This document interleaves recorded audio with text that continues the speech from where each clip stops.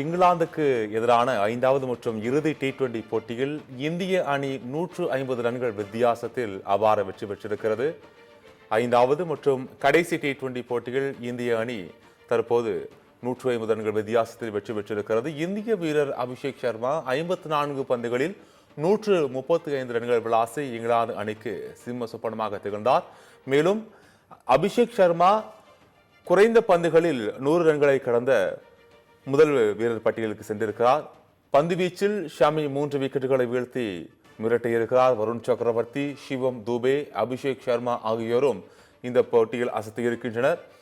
பந்து வீச்சில் ஷமி 3 விக்கெட்டுகளை வீழ்த்தி அசத்தியிருக்கிறார். மேலும் T20 தொடரை 4-1 என்ற கணக்கில் இந்திய அணி கைப்பற்றி உள்ளது.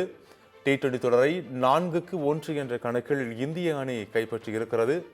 இங்கிலாந்துக்கு எதிரான 5வது மற்றும் இறுதி T20 போட்டியில் இந்திய அணி 150 ரன்கள் வித்தியாசத்தில் அபார வெற்றி பெற்றிருக்கிறது. முதலில் விளையாடிய இந்திய அணி தற்போது 150 ரன்கள் வித்தியாசத்தில் வெற்றி பெற்றிருக்கிறது.